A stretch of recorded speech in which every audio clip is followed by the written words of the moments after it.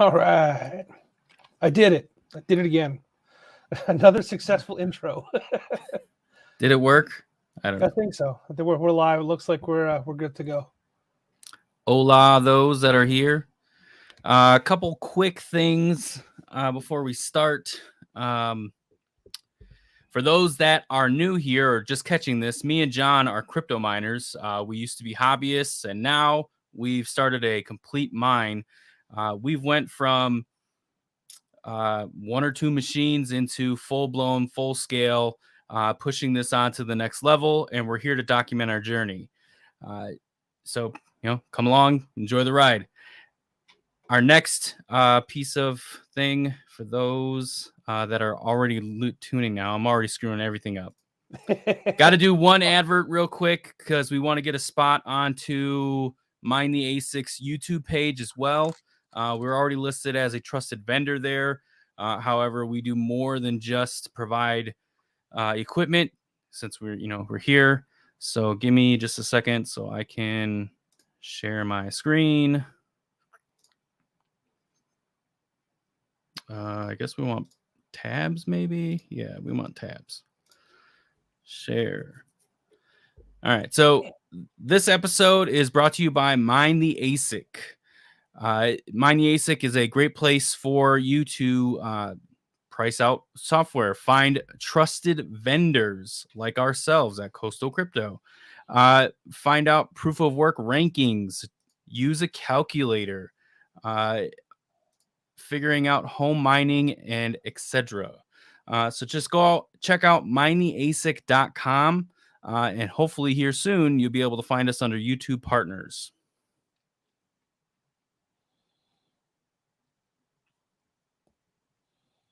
We're pretty up there on the vendor list too. We got one of the bigger spots, which is nice. So I know. They're a great team to work with. And just a heads up, that was not a paid sponsorship. Again, we're only doing that to get onto their YouTube side as a partner, because we are listed already as a vendor, and they asked us to do that little drop there. I'm going to splice that and throw it in some of our smaller videos. Yes, chop chop chop chop. Fruit ninja style. And yeah, we have a agenda like no other because it's been a hot minute since we've been live. Been super busy, been sick, been everything else, but I think we can jam as much as we possibly can into this mega AMA. Yeah.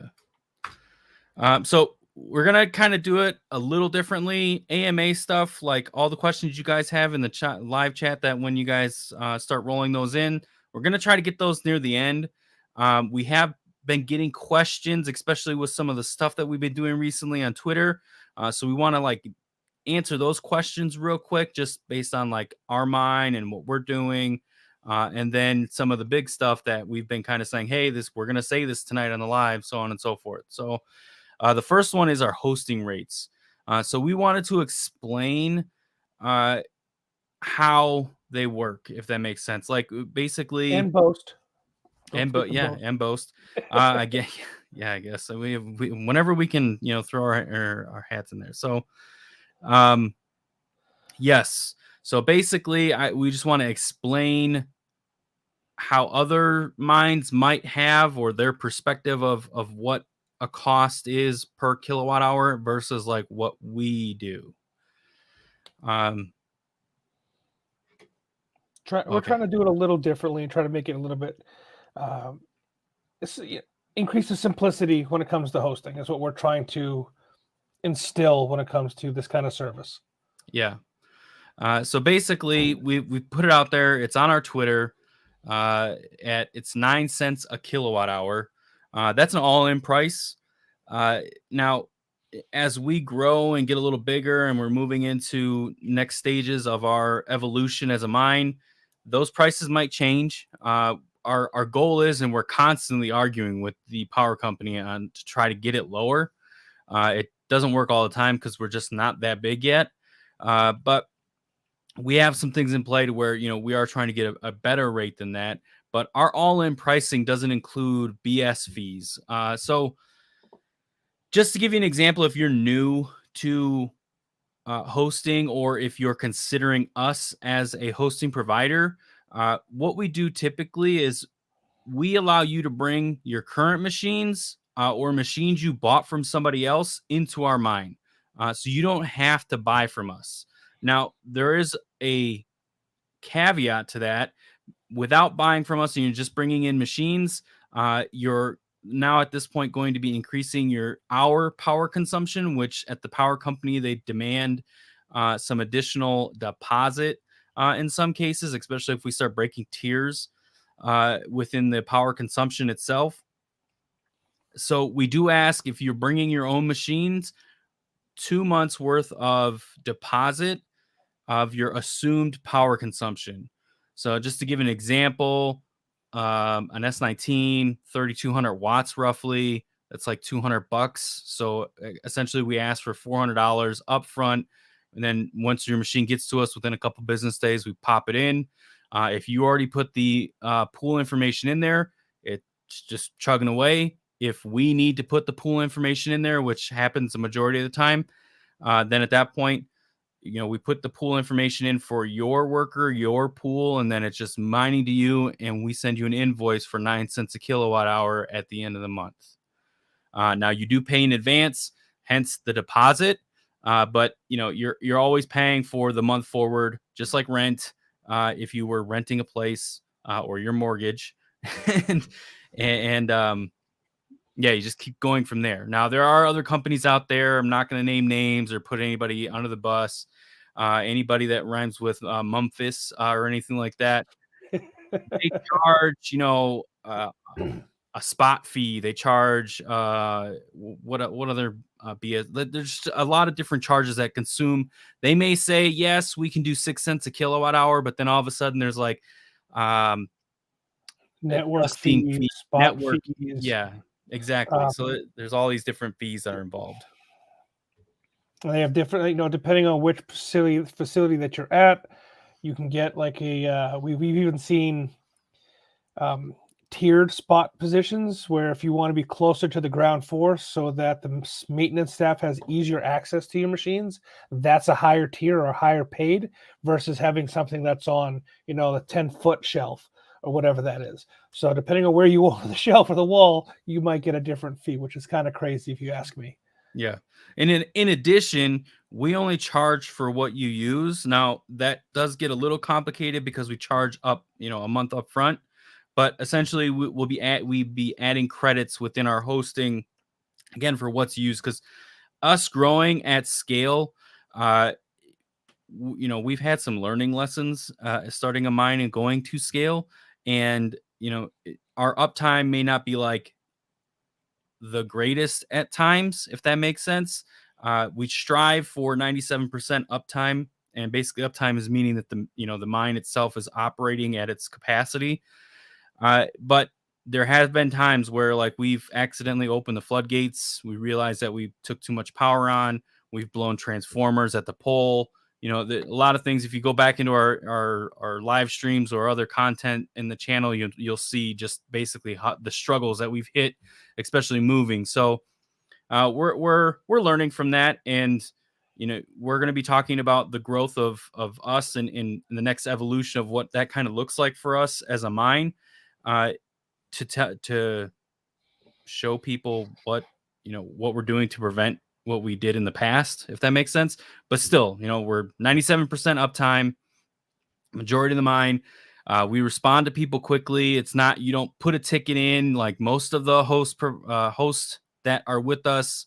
Like they get direct access to us so we can talk and things like that. And personally, I think we have very good communication skills. Some would disagree with that from time to time, but again, we're running a mine and we're running different things going on. So,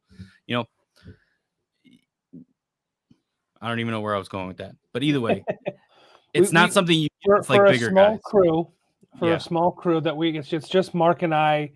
We've asked for help from when we desperately need it, but mainly it's Mark and I running the facility. And, I am minutes away from the facility. If I'm not there already, it doesn't take me long. And I'm on call 24/7.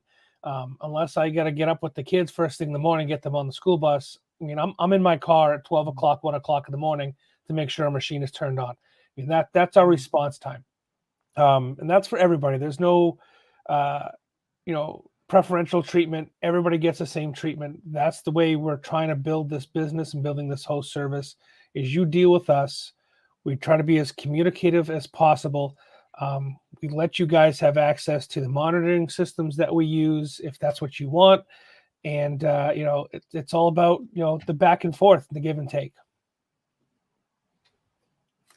So going back to our prices to kind of boast a little bit, if you've been with us from the very beginning, we have lowered prices and we've never gone up. We've only ever lowered. So that's something Very true. that I don't think a lot of other hosting facilities can say. Yes, we understand we are not the lowest pricing hosting service kind of in the sandbox at the moment, but it is an all-in price. Basic maintenance is included, 24-hour access is included for me to, get you up and running within reason. And, we've only ever gone down on our hosting fees. I think we originally started at 10.5, 11 cents, 11 cents to 10.5. And then as our rates increased, so did our hosting rates. Even when our rates went up, we never increased our hosting rates. Because that's a constant struggle with the power company. As you take more power on, you jump tiers, and that's a huge deposit, or another tariff gets added to your bill. Yeah, you may be getting a cheaper power rate, but the tariff brings you right back up or past where you used to be. And we've never passed that charge on to any of our customers. What we say, what the price is what you get. No ifs, ands, or buts about it. That's the bottom line. We try to be as straightforward as we possibly can.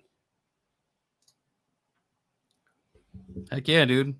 And again, we've been getting these questions in DM because we have some things rolling on Twitter right now to where people can't, some of the machines that we're offering some type of buy, they can't host them. They can't have them at the house or something along those lines.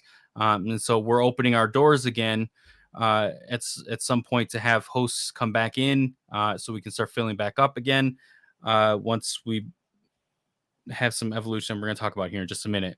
Yeah, I just want to get to that segment before we actually do it. Yeah. Stop giving it away, John. Jeez. So we have, well, that is actually the next topic of everything. So I guess we might as well just dive right into it. So John put something out there. What was it, like a YouTube short or something along those lines? And he had asked, he showed the substation that we're getting aligned with. Roughly right now it's at 2500 kVA, and then we're going to bring in another 2500 or 5,000. I'm not 100% sure. We're still kind of kicking it around, and it's essentially going to have 5 megawatts as soon as we take possession of this property. So that's one piece of the puzzle, and it's massive. Like it's like 11 acres or something like that worth of land, couple empty buildings, mainly going to be putting in shipping containers. Yeah, shipping container, Connex containers. So it's going to be awesome, honestly, as we start to document it. I'm going to thoroughly enjoy. I'm trying to get it's been fun just going through the process and negotiating the land and the substation rights. The amount of information that we've learned dealing with the power company when it comes to a substation. This substation is a relic in terms of the fact that power companies don't allow private substations really anymore, unless you have, some major connections with legislation, which is not out of the question, where we're in that conversation as well. But this is a substation that was built 89. It was revamped in 2016, but it is a privately owned substation that is separate from the power grid. 2 substations that are on the power grid feed this one substation, so it has a redundancy built into it, which is crazy. It's very unheard of. So we were very lucky to find this property, and we're really excited to, start building on it.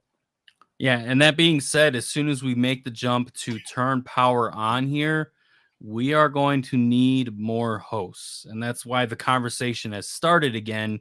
Because typically, or not typically, in the past here, we have told all of our host providers currently, or the host customers, clients, whatever you want to call them, we're at capacity.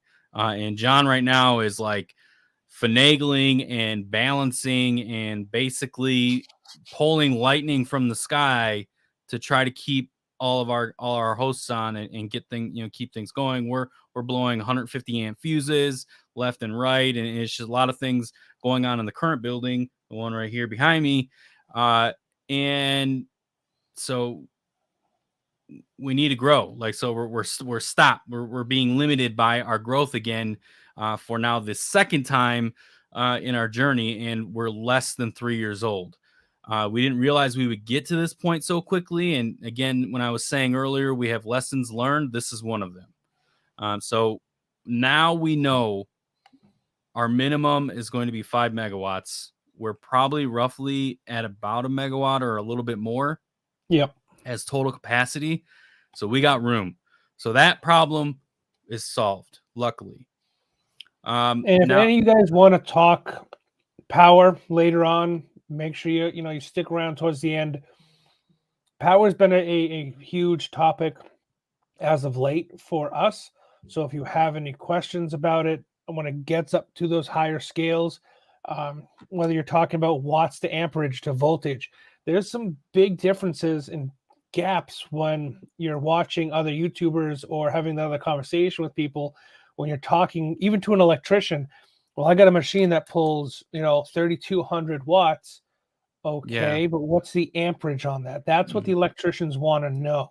They don't care what kind of watts you're pulling, because 3200 watts at 120 amps or 120 volts is way different than 3200 watts at 240 or even 208 volts.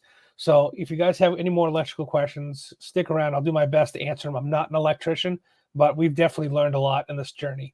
Absolutely. I would have never thought I would have learned as much. And John is more on this than I am, but even still, like, the things that I've learned along the way is just blowing my mind.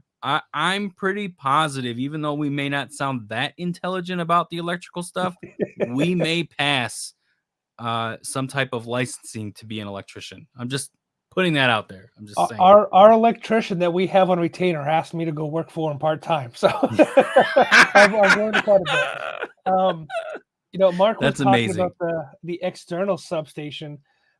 Since we're on the topic of hold on. So we got the name. So people, you asked about the name. Yeah, I was like, hold on. Let's not go that far yet. So John asked people in the short video what name we should call this new substation / 11 acres worth of land. We got a couple in here. That was HQ, which is a good one. I like that. The Roost is another one.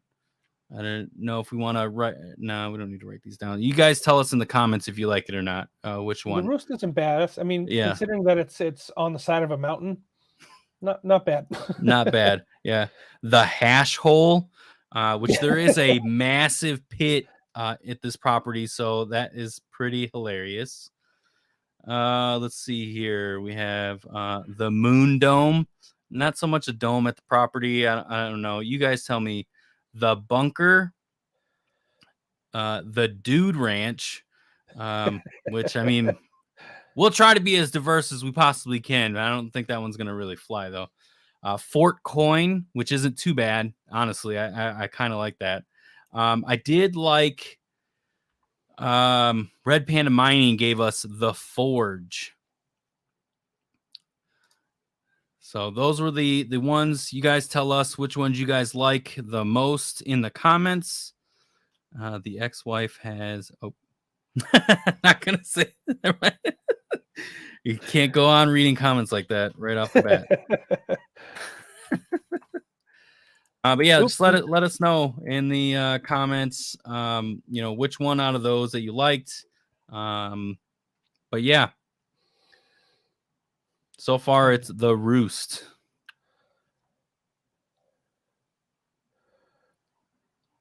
The Roost isn't bad, considering that one of those names I'd like to use for a different property.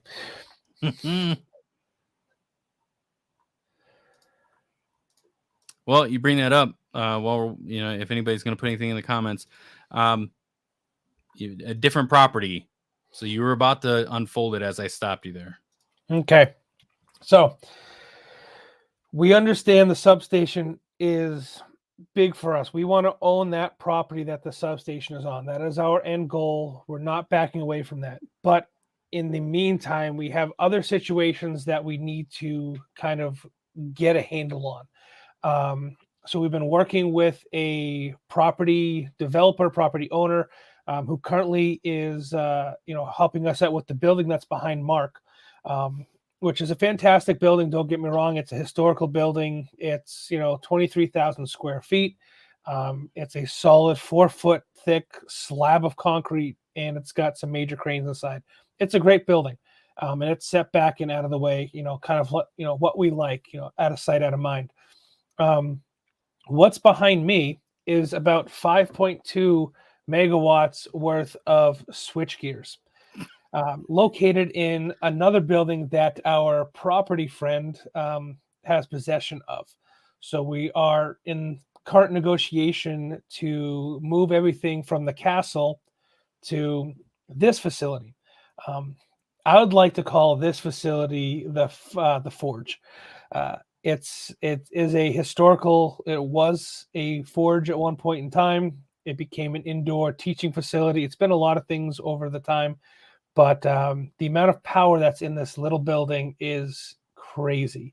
Like I said, these are only, so we have right over my shoulder, you can kind of see the fins. That's a 1.25 kVA transformer next to a 4,000 amp switchgear.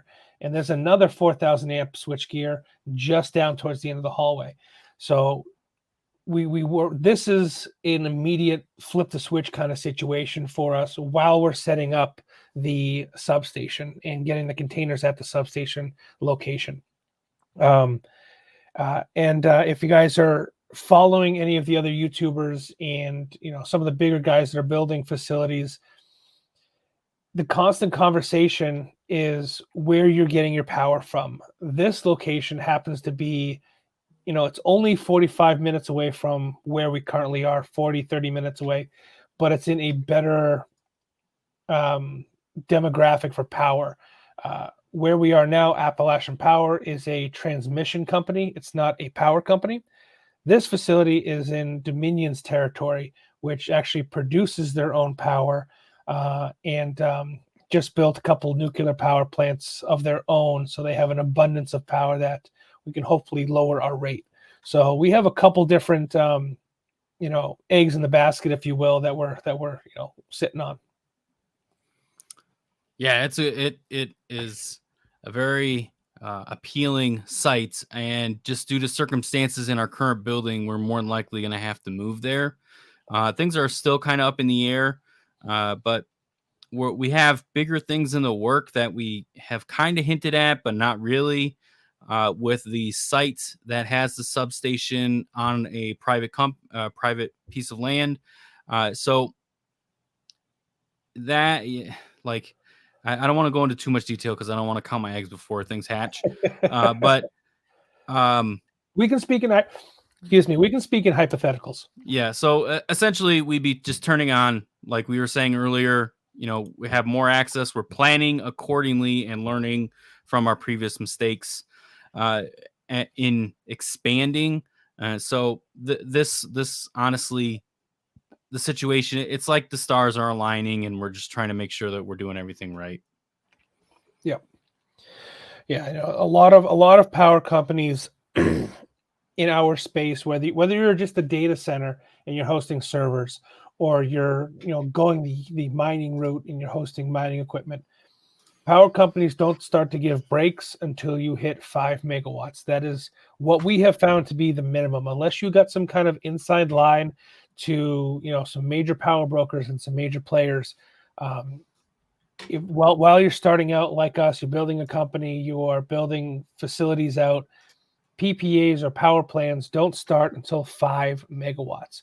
And even at those prices, at the 5 megawatts, there's a hefty deposit that you have to pay, which is another hurdle that Mark and I are trying to navigate around. Do you want to go into the deposit just to let people know what, figures, roundabout figures? We don't have to go specifics, but we can kind of give them an idea. Oh, yeah. I mean, I'm sure people will be shocked, but so to activate 5 megawatts on your own substation. So this is, you're growing. Hey, power company, I need to turn on 5 megawatts. I just need an account number. Can you give me that? And they ask you, so do you have history of operating at 5 megawatts? Well, no, not really. Well, there's a deposit for that. Okay. How much is that deposit? A couple thousand? What is it? And typically with where we're at right now, we're paying anytime we break a tier, maybe like 5-10 grand. Every time we pay, we break a tier in power consumption. They came back and the security deposit to turn on a 5 megawatt substation is $500,000. Yeah, that is not over exaggerating. That is literally the bill that showed up as we talked to our rep, because at our level, we get a rep. Our rep doesn't know much about things, but he's there to basically tell us what we owe. Yeah. So, but there are ways around it. It's a scary number. The next step, if any of you guys are in construction or in that kind of realm where you're doing a job and you just don't have the capital to pay for materials, you can get a bond for the materials, or you can get a bond to finish a job out. And that's kind of what the direction that we're going in. We're looking for what's called a surety bond, and we're having to vet our company, vet our assets, and Mark and I, we're getting vetted ourselves. And even though it is a refundable deposit, it is still a headache to jump through some of these hoops to get this surety bond, to get this $500,000, $500,000 deposit to turn on a switch. That's what it comes. Everything is there. The power's already hooked up. It's just turning on a switch or hitting enter on a keyboard. That is what we're paying $500,000 for. It is crazy. And the reason they're giving us is because we don't have a history of operating at 5 megawatts. So another lesson learned, find a facility that is operating at a large scale and see if you can piggyback off them. Yeah, exactly. So a lot of things in play. DJ, I'm not 100% sure as to the question you're asking. How long does that pay for? So that's a security deposit. Yeah, that's a security deposit. So when we turn off the power, we can get it back as long as we're up to date on our terms. That's again, we're looking at a surety bond, which construction people, companies, they get this all the time to do their limited jobs, except for in this scenario, this is going to be a long-term commitment on the bond company. And essentially, we'll be paying a portion of this large chunk to them. The downside is it's almost like qualifying for a mortgage. You need amazing credit. You need a good history. The company has to have been around for a little bit. I mean, it's literally like asking Uncle Sam for a business loan to take you to the next level. It's the same thing. Right. The only difference is that it's through like a bond or insurance agency. So is that $500K if you own your own substation? What if you don't have your own substation? What does that $500K cover?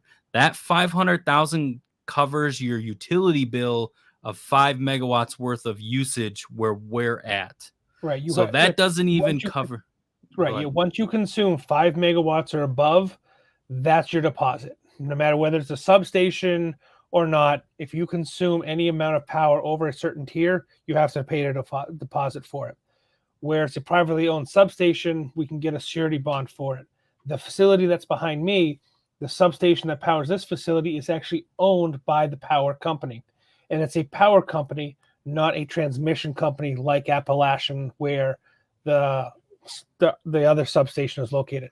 There's a lot of gray areas that we are trying to navigate the best we can. I mean, we're using power brokers. We have a rep from the power companies. I just got back from DC, for a very specific reason. There's all sorts of different avenues, but yeah, when you're getting into it, the easiest way to flip a switch is to pay the $500K and flip the switch. We're trying to get around that because we know we're going to consume minimum 5 megawatts and then above. The plan is to build a much larger facility on this plot of land, but 5 megawatts is where we have to start. Yeah, because there's a lot of things in play to scale. Crazy.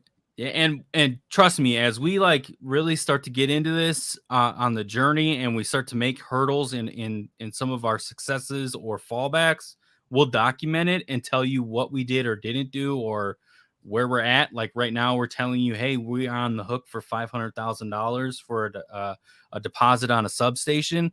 It's crazy. So. But John did have a great segue. He mentioned that he just recently went to DC. So let's get into that a little bit. How was your trip out to DC? It was fun. I mean, it wasn't a fanboy type conference. It was a meet and greet on Capitol Hill.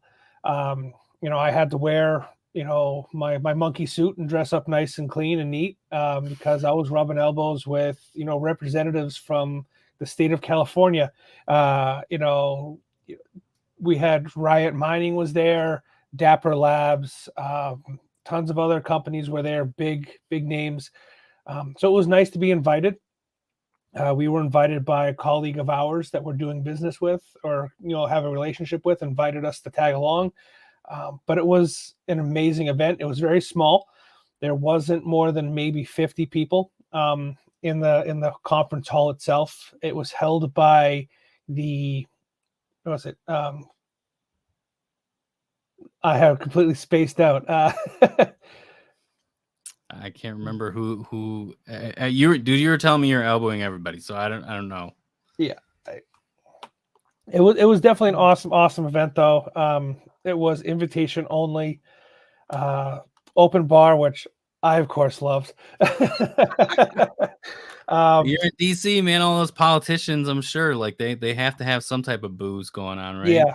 It was definitely a pretty awesome event. We talked to a gentleman from Amazon, kind of hinting towards what they were doing in terms of AWS and some of their AI and host. I mean, they host a large portion of the Ethereum nodes, so they AWS were that's why they were there.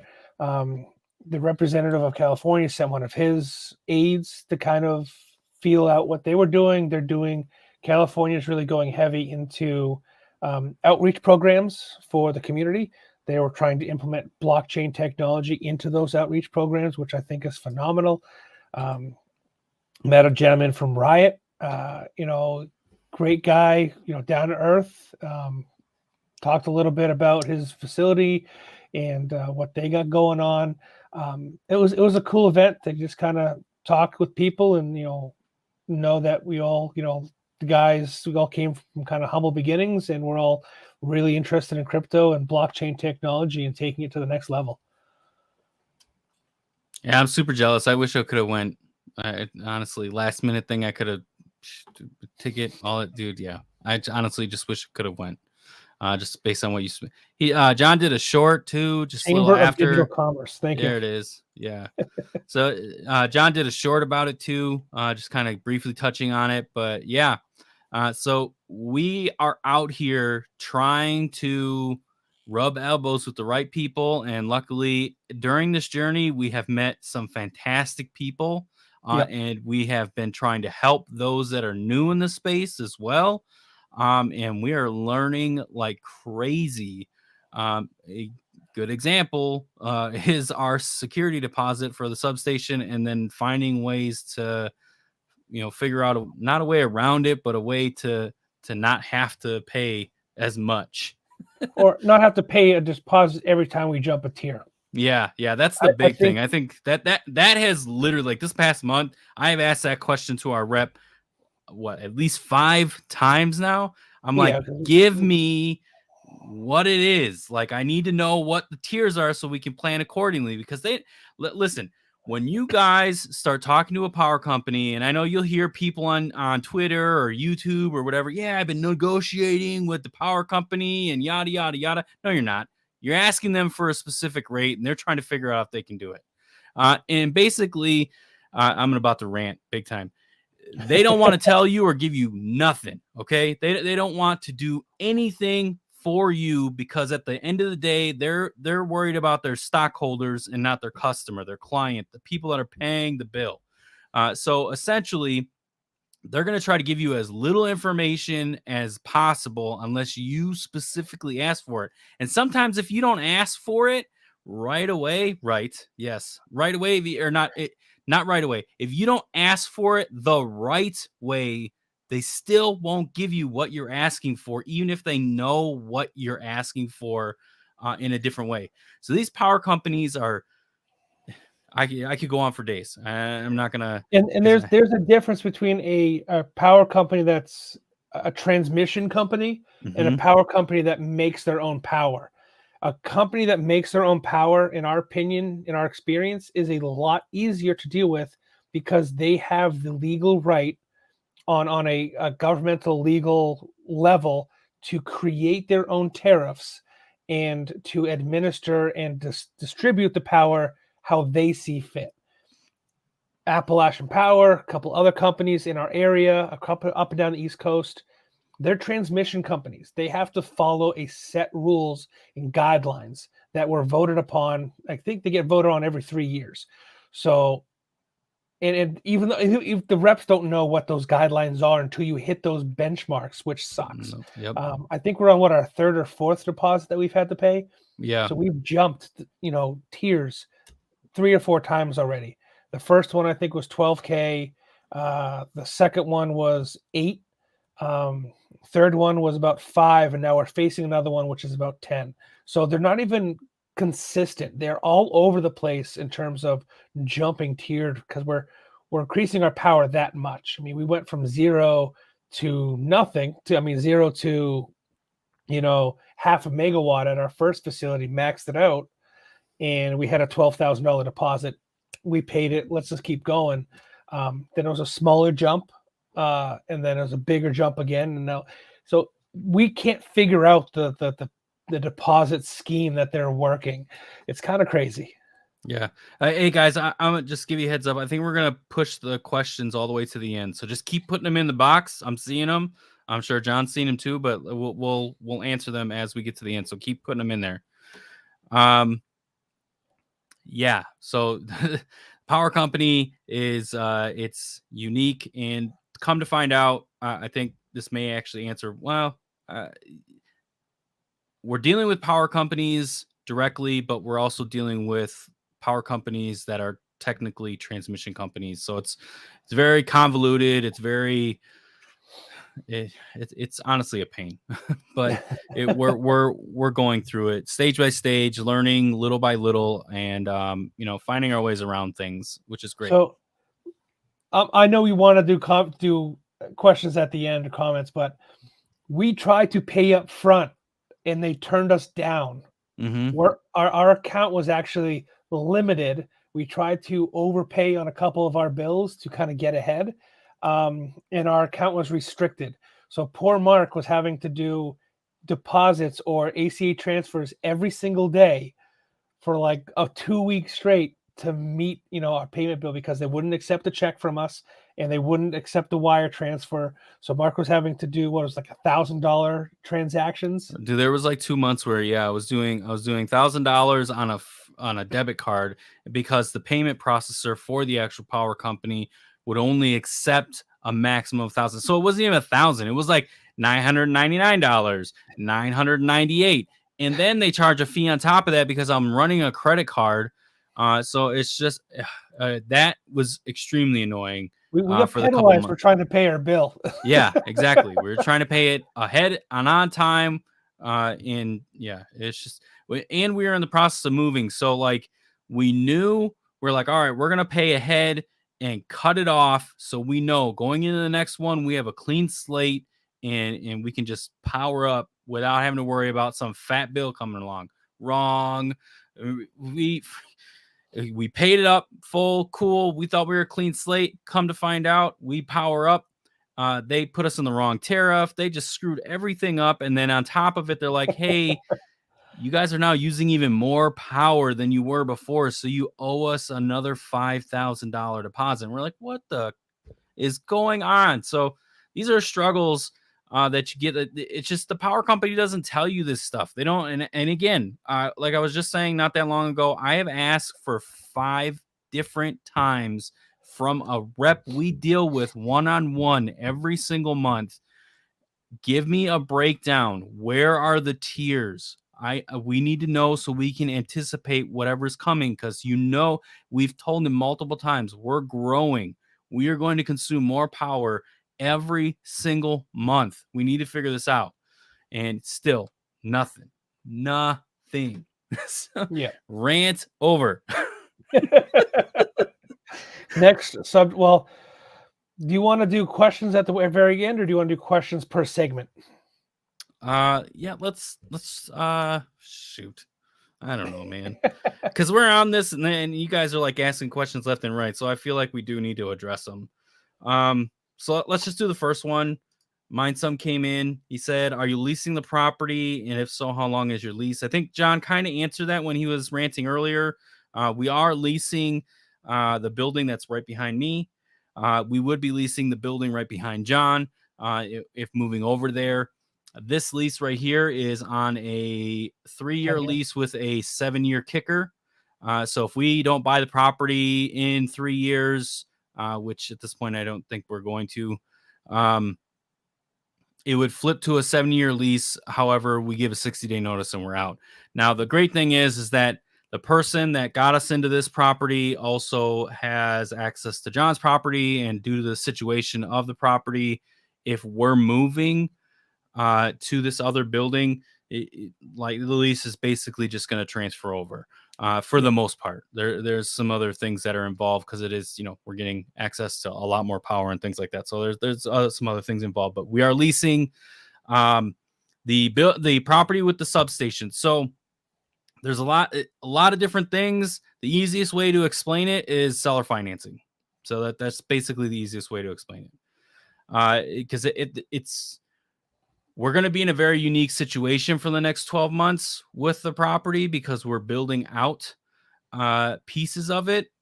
And in some aspects, we're going to own portions of what we're doing. And other aspects, we're just going to be renting at a very cheap rate from the current company. So all of the land that we get, they own. However, the way that we're setting everything up is we're buying some and then we're leasing some. So again, the easiest way to just explain it is it's seller financing. Got it. I have a background in real estate. No longer have an active license or anything like that. I'll be very open and apparent with that. But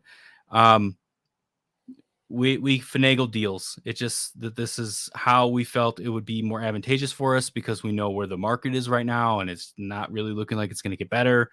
So it's just better for us to finagle some things until we're ready to pull the trigger on, a couple $1 million worth of land. Because that's how much that this property is going to cost. It's that big. Hi, Chris.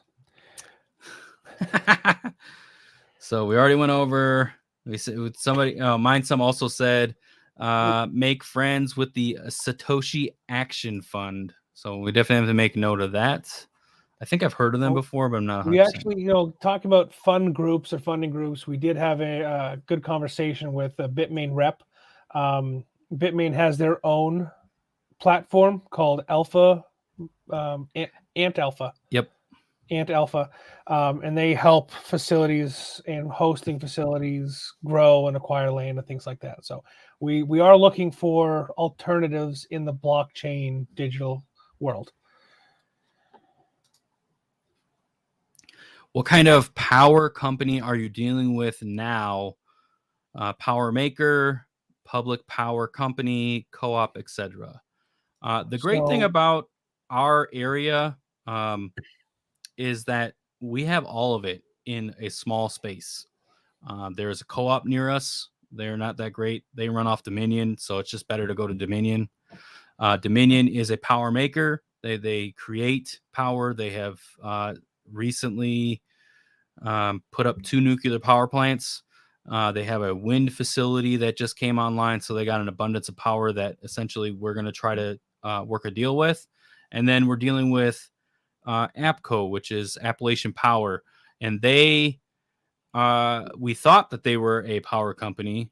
We thought they generated power because there are some hydro plants in our area that produce power. But to come to find out, as we're doing our, I don't even want to say due diligence at this point, that we're learning pulling back the curtain on, yeah, on some of these there companies. you go, pulling back the curtain, the man behind the curtain. They're really a transmission company, so that's like different than a local power company or something along those lines. But it's just, yep. I hope that answers. What were you gonna say, John? No, you hit the nail on the head. So Yeah. you're good. All right. So we have another comment. Same person, Gandalf. What a cluster of a nightmare just to pay. Sounds like a major headache. Maybe they need blocking tech. So yeah, yeah. I already went on my rant. So you guys have that for fun. Let's see. So solar, solar's a great, fantastic idea. We looked into solar when we first acquired the building behind Mark. It's roughly, just to kind of give you guys perspective of the numbers we were getting on a commercial scale. Now, we're not talking residential, which I think is more around the 20 cents that you're talking about per watt per panel. On a commercial scale, we were talking about 600 to 700 panels. These were high efficiency panels at 550 watts per panel. And it would have been just about $1 million to put that in, and it wouldn't even have covered a month worth of our power.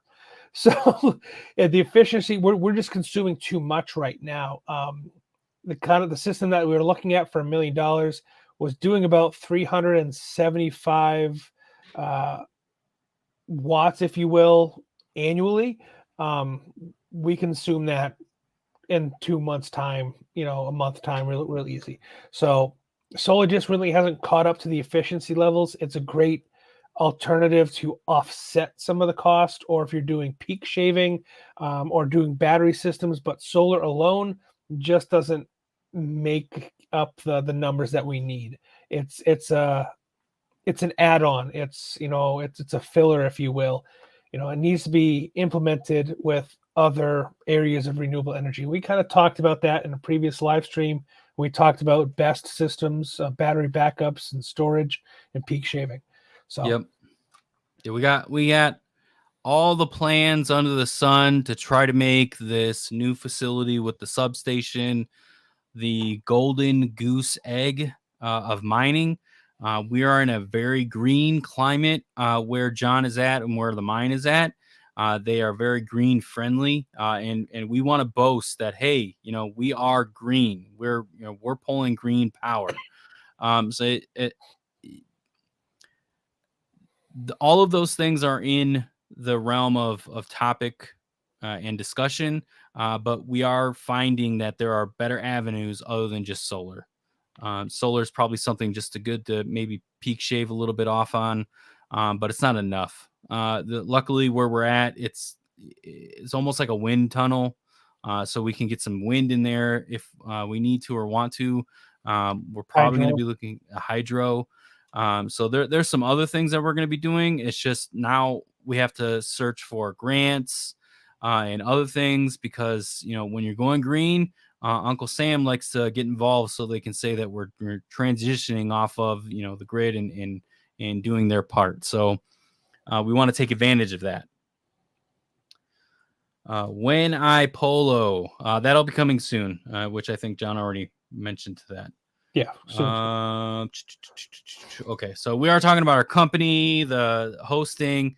Gosh dang it, guys. I wanted to do all the questions at the end. On top of sales and hosting, what other services do or / will you offer?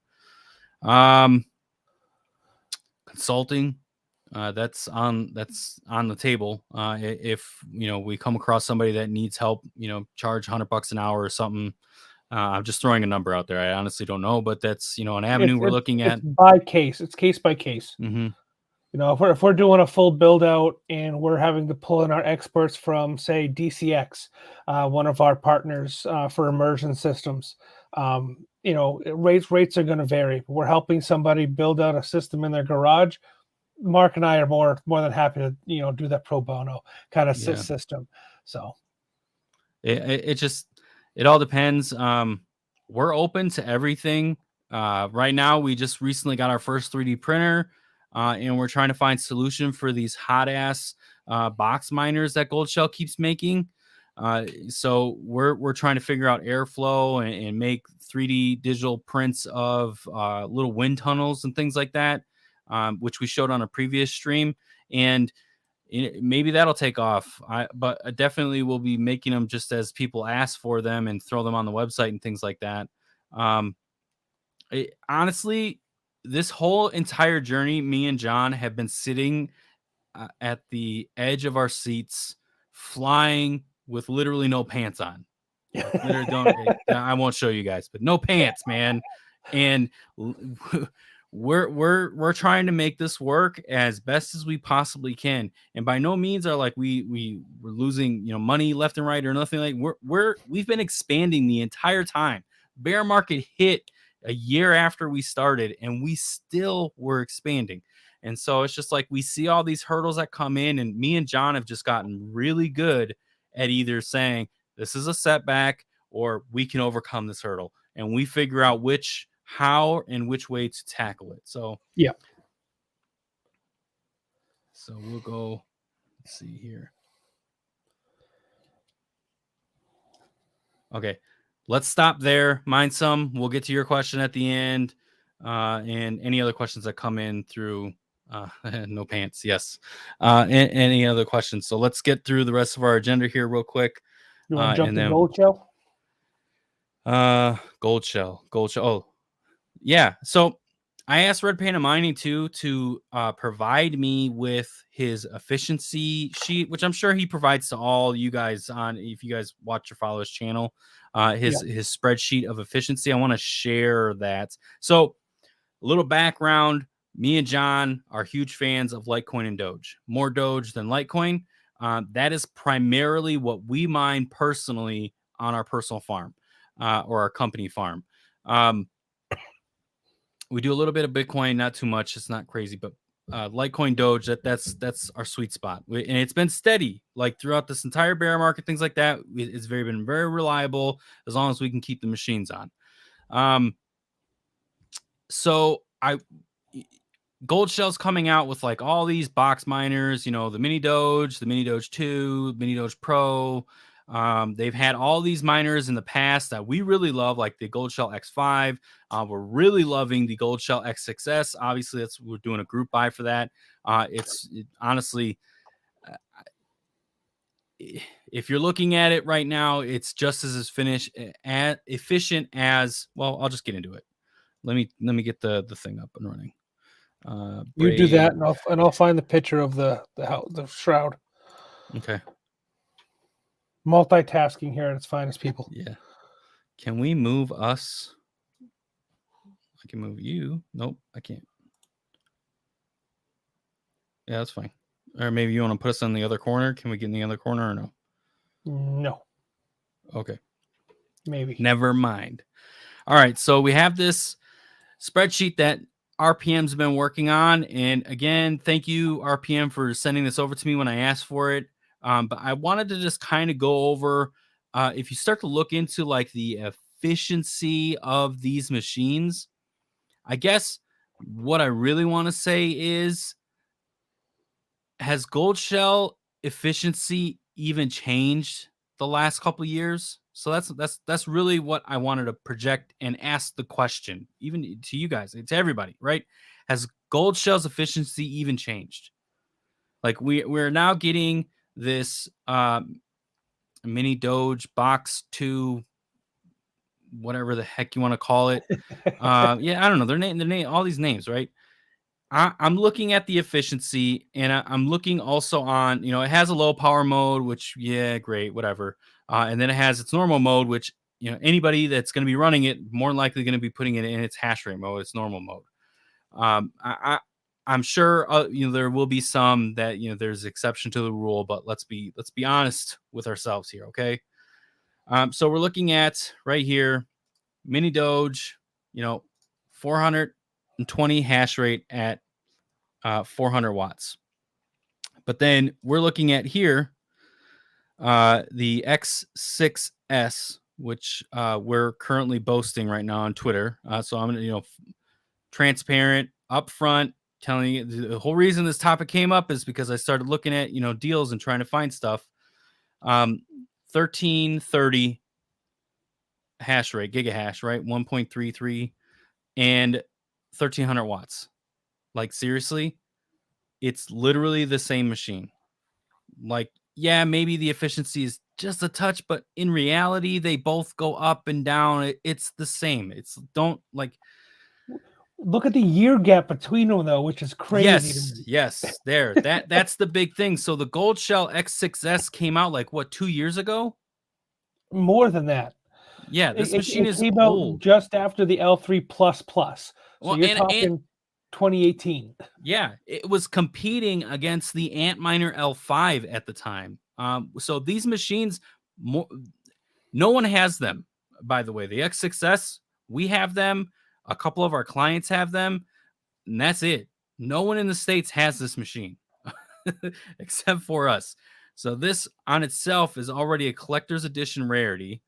And then in addition to that, the efficiency is just as good as if you were to get a Mini Doge 2, but you're getting more hash rate. Now, mind you, it does cost a little bit more, but honestly, you're getting 3 Mini Doge 2s at that point, all these power connections, all this other BS, when you could just get one machine and focus on that.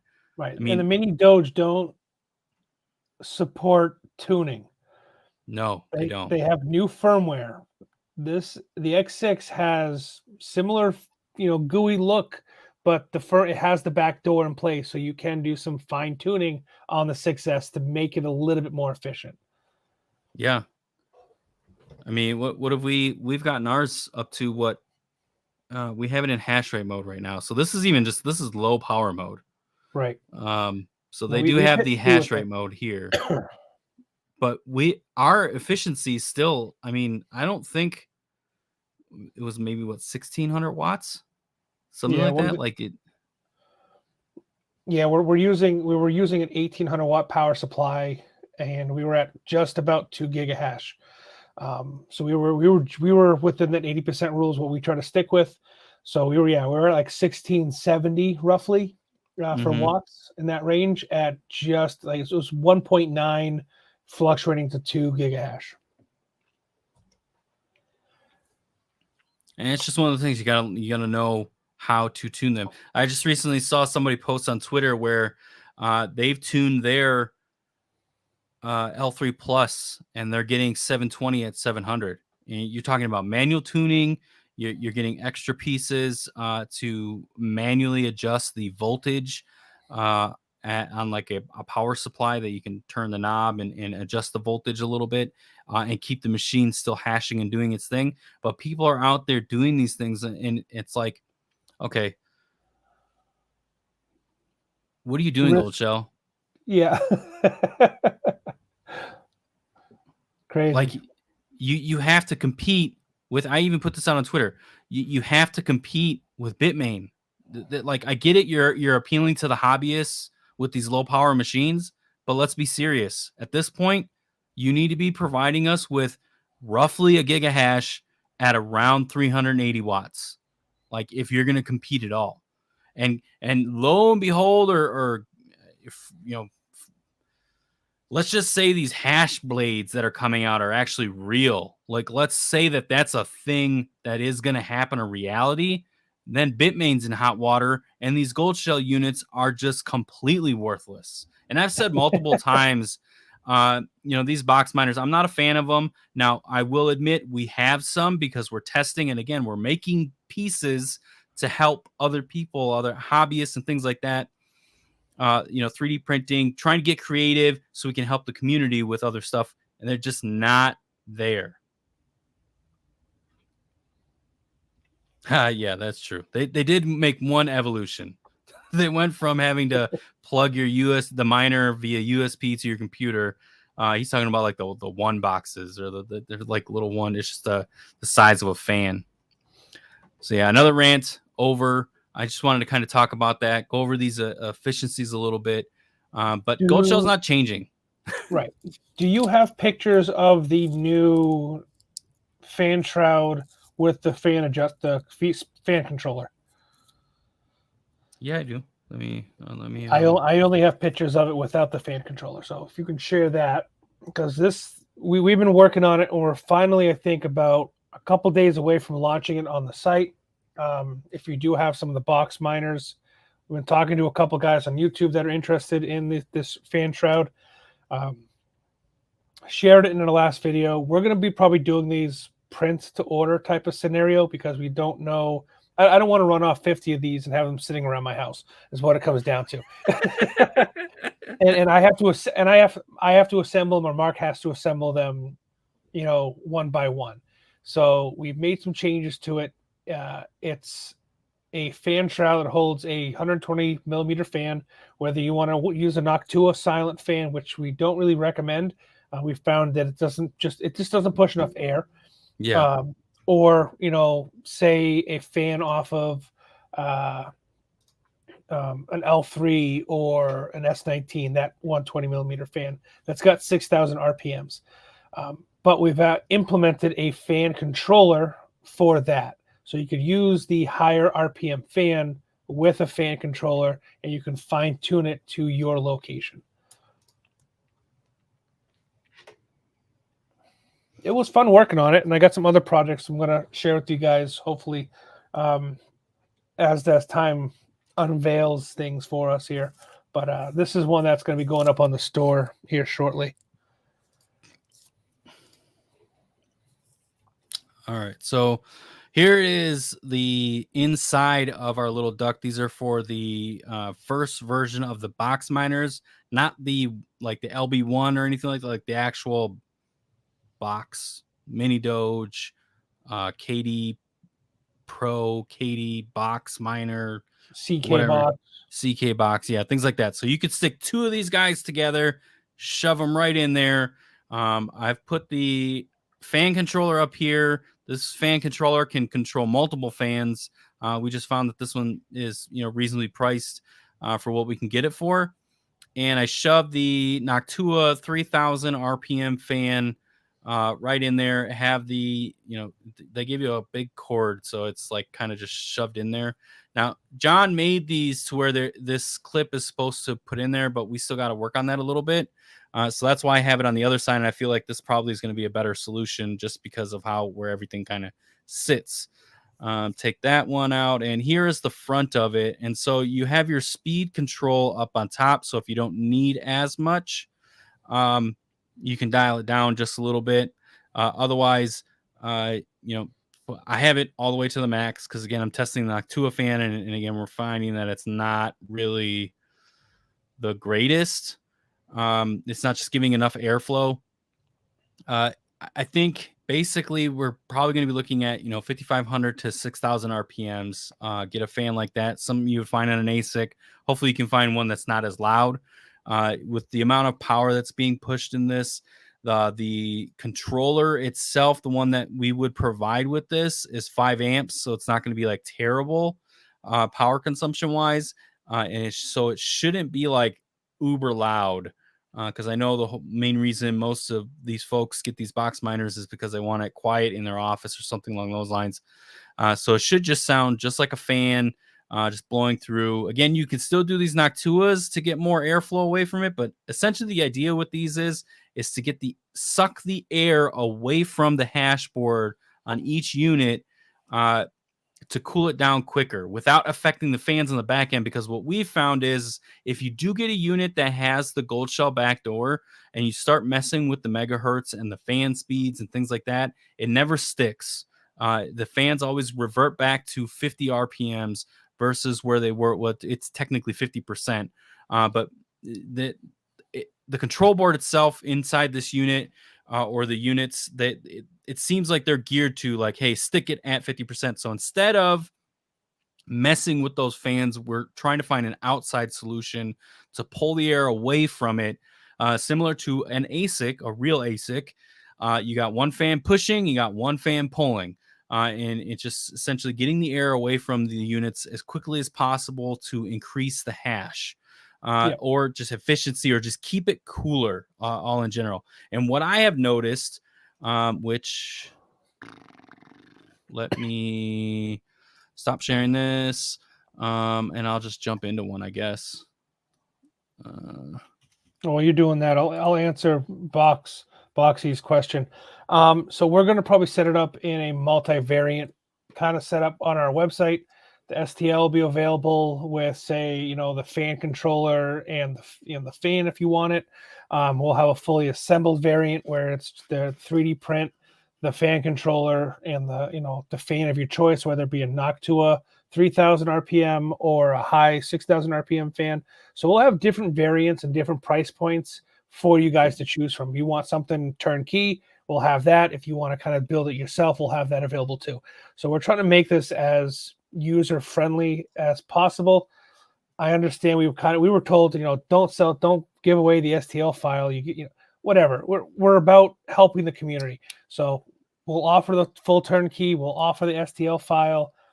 I'm not CAD is not my background. So you take the STL file, you can tune it and tweak it however you want, which is probably going to be necessary. So yes, it'll be available at some point. Go ahead, Mark. All right, so this is one of our LB miners. So given the fact that Goldshell, they tell you plus minus 5-10% or whatever, these machines run at roughly about 175 gigahash. When you're keeping it cool, it's been really hot here the last couple days. I sent John, actually, it's in Discord too. I'll show it to you guys later. It was 105 degrees in my garage where I have most of the testing miners that we were working on. So what I've experienced is typically, except for the last couple days where I have this hot. So if I brought this in the house, this thing would be extremely cool. But we're looking at the temps, pretty decent. Again, dude, it's almost 100 degrees in my garage. So the temps, the fact that they're this low still is pretty awesome. And I am seeing this consistently, and you can see that as well. The peaks are there, especially when there's like a lot of airflow flowing through. Peaks are hitting constantly, and they're getting up there. And so I see a higher average on a regular basis. Now, is it, am I going to write to home and say, hey, I cracked the code on the Goldshell miner? No, but this is helping the efficiency is what I'm noticing, at least in some of these testings and things like that. So something we wanted to share, talk about. Goldshell done. Moving on. Next subject. Yeah, there we go. Here, guys. Trying to burn through some of these subjects that we've been talking about and getting asked. Next one being, let's see here. My garage today. Your garage. Not fun. It's crazy. That was our hot aisle in our old farm. Very true. So, do we want to talk about Woolypooly, or do you want to talk about Kapow? I mean, yeah. Shoot. Kapow. Yeah. I don't. Is it? Yeah, fine. It's just gonna be another rant, basically. All right. So Throw up a banner. Hold on. yeah. Rant, If rant anybody, warning. yeah. If anybody that has followed us in any way, shape, or form at some point or another within this journey, they probably know that we mine Ravencoin. We don't have a lot of hash rate on it, but we do mine it. And I put about we talked about this our last stream. Ravencoin fell off on 4 GB graphics cards recently, and like nobody talked about it. It was very frustrating. And then just seeing some of the interaction on Twitter about it, and I know some of the other YouTubers, they have their own opinions, and they're like, just whatever, because they're not huge fans of it. They spout off all these different things of what it could potentially do to your cards or whatever. So I brought up the question, or just the phrase, I guess, right? Why are people scared of the Kapow algorithm? Like it's going to blow up your GPUs. I get that it's hot, but there are ways to It says Kapow. circumvent that. It would be really nice if you could share efficiency clocks on Raven on different GPUs and dispel rumors that someone asked us to do this. I don't have. I wasn't. You know what? This is my fault. I should have really actually read the damn thing. So I'll do the dispel and rumors on the ruin your GPUs is what they asked us to do. And then going over clocks on Ravencoin with different GPUs, I'll probably I'll do that in a different day for sure. Sometime this week, hopefully. So rumors, dispel rumors. One rumor is it burns your graphics card up. And technically this rumor is true, for the exception it only applies when you're like really hammering your overclocks, right? So you're like, I'm getting it as efficient as possible, but it's burning the shit out of my GPU, right? There are other ways where you can drop it down, put it into overclocks that would typically be well for ETC or Ethereum when it was a thing. And yes, you would get less mega hash on the graphics card, but you will extend the life of the graphics card and overall reduce heat. And that's a big thing, especially where I'm at. I'm in Phoenix, Arizona, and it's hot as hell come this time of year and moving on through the summer. So it's really concerning to me that it's 100 degrees in my garage already, and I need to figure out more airflow issues. Probably going to have to put up my big fans on the garage door again and suck the air right out of the garage like I did last summer, which is awful. Neighbors love it. Yeah, the neighbors love it. Okay, so other rumor. What are other rumors for Ravencoin? Like Ravencoin is decentralized, just like any most algorithms. Like I guess really would need to figure out like, okay, well, what rumors are out there that would really make Kapow? So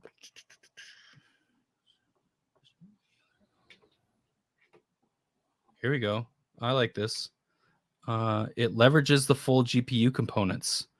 I actually consider it more efficient than any other algo because you're actually utilizing your full allotment of hardware. I agree with that.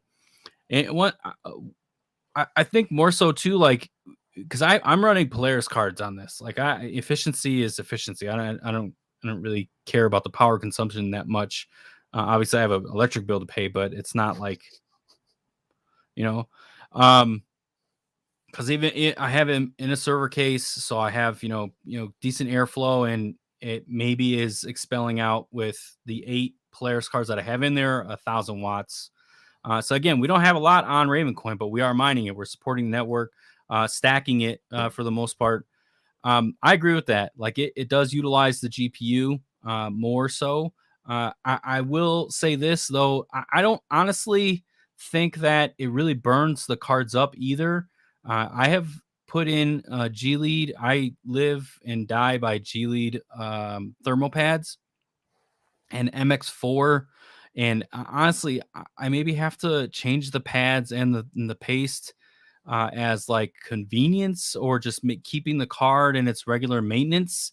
Once a year. It's almost like doing an oil change. It's not hindersome, and the pads honestly are not that dry, uh, comparative to some other algorithms. So, uh, I don't know. That I guess that was honestly an unprepared topic to even talk about. I should have read it even thoroughly more enough. I just don't know how many other rumors there are with when it comes to Kapow. Like, people think that it's just, it is a fork of Bitcoin, so that's not a rumor. That's true. But it also is decentralized as much as Bitcoin, for the fact that it's on GPUs only. That there hasn't been an ASIC that's really gone off it. Let's see. Here we go. I've mined Ravens since launch day. Never burned up a card on any of the algos. So you're even talking about like the X16 algo that they were on at one point, which actually that algo seems to be less burdensome heat-wise than the algo that they're on right now. So that's cool. I did mine Avian for a while, and they were on the X16R algo when they first started, kind of following the Ravencoin Lite, or even Ravencoin, and I could tell like it wasn't like crazy on that algorithm. And again, I don't even think Kapow really is that crazy. I think the biggest rumor is that it's just like it really burns up your cards. There's like degradation, right? I think that's SOT's biggest argument, is like it tears up the cores. And again, that just depends on your overclocks. And if you're really hammering this, you're going to do that on any algo. You're just going off, and then you're just going to stay on Hive. It's going to kill your rig, and then you're going to have to restart and figure out why, and mess with your overclocks and continue to tune and so on and so forth. But I am a huge fan of Ravencoin. I'm going to mine it until whenever. I don't even know. I'm just going to keep mining it. But yeah. What's the next one? Okay, so last topic, and then we're gonna get into these last questions, and we're just we're at the end of it. We actually made I thought we were really gonna be like 2 hours plus at this point with everything we had. So this has obviously been addressed by a few YouTubers already, and John knows I don't like to classify us as YouTubers, but we have this channel and we're trying to, show our journey and teach people things and whatever. Woolypooly puts a face to our brand. Yeah, there you go. We don't have to do a commercial. Like, I'm not putting something on TV and wasting money on a billboard because whatever. I see realtors do that, and it's so stupid. Why are you putting on a billboard? Like, when's the last time you ever looked at a billboard and you're like, you know what? I'm going to buy something. You drive by and you forget about it. Yeah, exactly. Okay, so Woolypooly. Again, a few YouTubers have put out some controversial videos or not controversial videos. We had Django. He put out his video, which was, Woolypooly scamming everybody and things are going bad, things like that. I wanted to put our spin on it because we do mine Caspa. We've been very vocal about that. We've been mining Caspa for almost as long as SOT. SOT got in the game probably 2 or 3 months before we did. And the only reason we're mining Caspa is because of SOT. SOT started doing his videos, and we learned to mine it and getting it going and things like that. And we're utilizing older cards. We're not even putting like big cards. We don't have FPGAs. We don't have none of that stuff. So realtor billboards are just oversized fatheads. Yes, I agree. I have one. If I drive by it again, I'll take a picture of it. It's like a Breaking Bad theme. Realtors there, and it's complete infringement on Breaking Bad. It's so crazy, and it's just off topic. Keep going. Yeah. Anyway, Woolypooly. Rein it in. Yeah. So I wanted to, before we really get into Woolypooly, just share one thing. I had one of you guys reach out on Discord. You were having trouble getting connected to F2 pool. So I just wanted to kind of go over how we set up. That's not F2 pool at all. Here it is. Boom. We haven't been on it for long. I want to give my pros and cons to this as well. If in case you've dived off of Woolypooly, they have some F2 Pool has some contests on making the rich richer. So if you got a lot of hash rate, you can get onto the pool and try to win another 500 some or whatever contest they have going on. The great thing is a major pool has adapted Caspa. That right there speaks volumes. And honestly, it's it's just awesome that this is happening.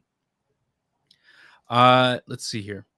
So I wanted to show there's a caveat on getting this set up in F2 Pool, and in Hive, it's not set up to where you can just click F2 Pool and then put in your worker and move on. But if you've ever set up an ASIC at all, you always know you have to put a worker name in most cases, except for like iPolos and things like that.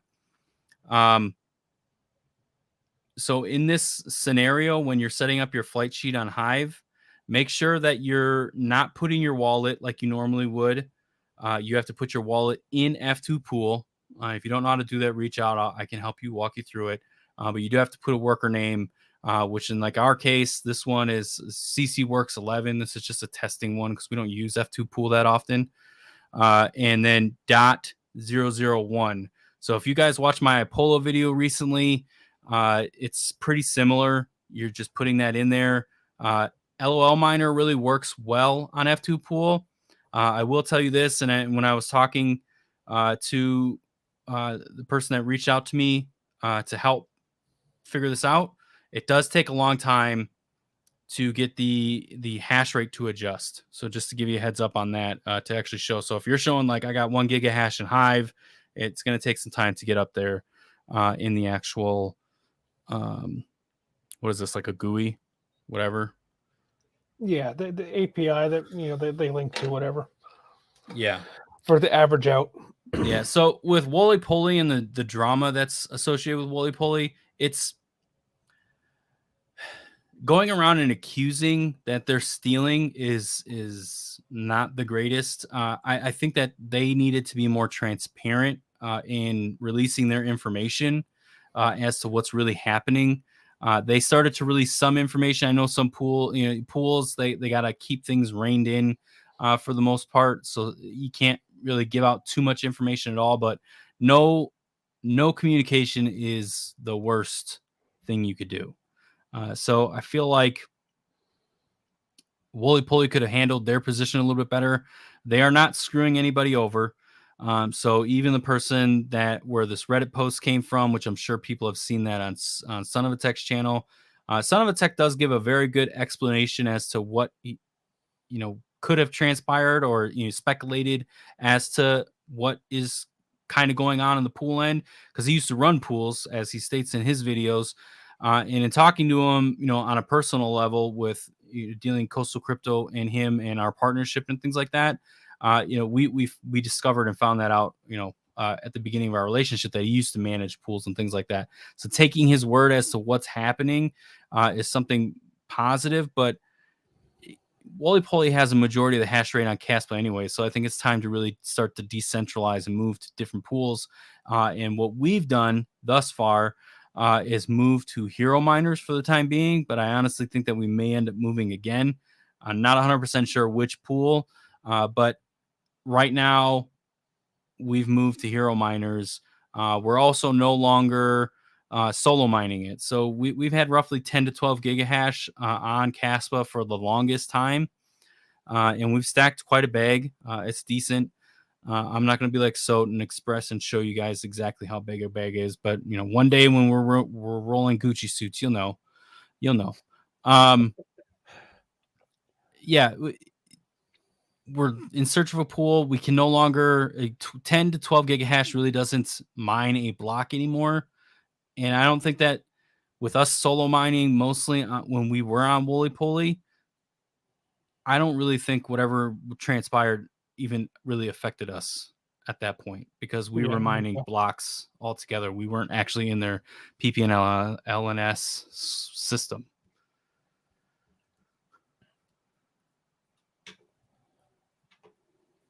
Yeah, so here we go. See, dude, awesome. I'm glad you stuck around to kind of discuss that. So I ran pools similar to SOT, and I have a lot of stuck blocks and record level issues in the DB, the database, and that would hang pools. So that make pools hang, payouts hang, and require manual intervention and relocation of shares. So it's unfortunate with Woolypooly. Like they should have just been more. They should have brought more communication. Just now is not the time to have a bad reputation hit your pool. If you are a pool community or a pool operator, now is just not the time for that. We're in a bear market. People are already really skeptical of the entire market in itself. So all of a sudden you have, an accusation come out. Just address it. Snip it in the butt. Do what CZ does. Do it like constantly with Binance. Everybody's fighting Binance, and Binance is going through its own drama. But he's there. He's telling Forbes straight up, like, "Hey, your article is full of crap, and it's not realistic or the truth." So I think that's just the way that in this bear market, everybody needs to operate, including ourselves. So everybody needs to be more transparent. Just hit it right from the go. On that note, I know what a lot of people have been waiting for, which there's not many left. We had quite a few of you guys watching prior, waiting for that iPolo. I waited till the very end intentionally. So if you stuck around, you win. Yes. Congratulations. You win. You win. You guys get first dibs. Mark's pulling that up. I'll answer D Mining's question real quick. F2 pool, we've used F2 pool. Right now, I think we're on poolin. We jump around based upon what's happening.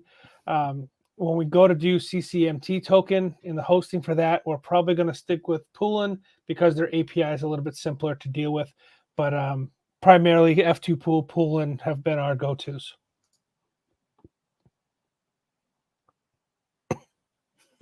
I wish we could, Boxy. Honestly, I really do. All right, so share the screen. You know what? So Mark's gonna probably kick me if he could kick me underneath the table. He probably would have thrown a rock at me from Arizona. If you buy 10 X6s, we'll throw in an 11th one for free. Okay. we'll send you an iPolo. We'll send you an iPolo. He went up to me. He said iPolo. Yeah, there you go. All right, so I put this poll out yesterday. Waited 24 hours, asked you guys. So we have been in communication with iPolo.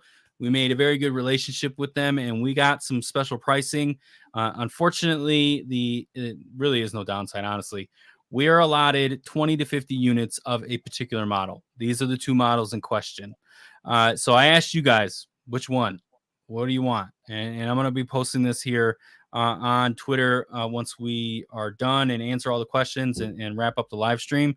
But with the iPolo V1 Mini SE Plus, the 400 mega hash model, we are doing a group buy. So the minimum to get locked in, and I think that's one of the questions, is 20 units. We are going to lock that up. So the 20 units is technically satisfied. So we don't have to like really pressure a lot, but we do need to fulfill this to keep Coastal Crypto whole, right? So if I can't go to iPolo and say I have 20 units locked up, then it may fall apart a little bit. So, but they have granted like, hey, 20 units, we can do this. They prefer 50, but this is a door opener for us in iPolo. Yes. So this particular unit, this is one of their high ends. You can see this unit anywhere from like $1,000 that I've seen on eBay. All the way out to like $1,200, in some cases $1,300 on resellers. We are going to be offering this product all in. So when I say all in, that's from their facility to our door to your door. All in. Taxes, VAT, shipping, everything. At $849 even. Right? Is that even? Yeah. 849.00. So big reveal. I wish we could do like a thingy with the thingy. I don't know. Like we need to get a bigger budget studio so we can have like flyers and the big sign flashing. You know, rollback prices. The rollback. So drum roll. So 849 is what we're going to be offering it for. Honestly, 400 mega hash, dude. That's a whole GPU rig. That's a few cards sitting, and you're paying what, $400 or $500 for 3070s, 3080s, just to get a whole rig like that. And this unit is running at 242 watts, so it's very efficient. I like this unit. I will be having a video drop here probably before the end of the week with this unit, just doing unboxing similar to the 300 mega hash model that I did, the Goldfinger. And all these eZIL pools, Flex Pool, eZIL, K1, they're like in competition right now to get you guys the most dual mining possible. So these machines are becoming a little bit more profitable little by little. So the fact that we can offer this lower than literally any place that I've seen, we're good to go.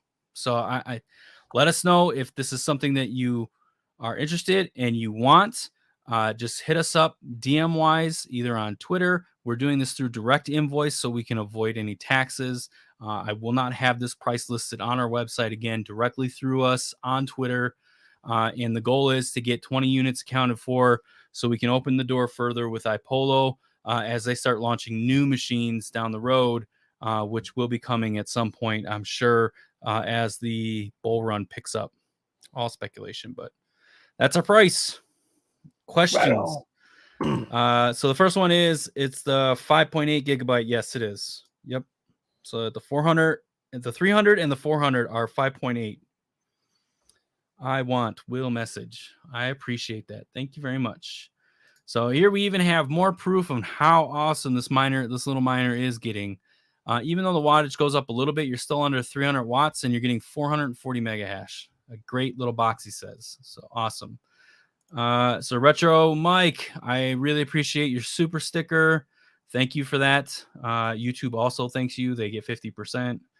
Let's see. What DAG size are they? How long will they be able to mine for? I think we're looking at like 2025, right? Or something along those lines. Yeah. At 5.8 is the DAG size. I'm sure at some point there will be a zombie mode because that's how they did other ASICs and GPUs too. But other ASICs go into zombie mode a lot quicker. I know the A10s did recently when ETH went over their DAG size. And I know the E3s, they're in zombie mode. If you ever have had an Antminer E3, we have one or two. We have one running right now, and it's in zombie mode. So 5.8 is the DAG size, though. Can you spot me till I mine the coins? Funny.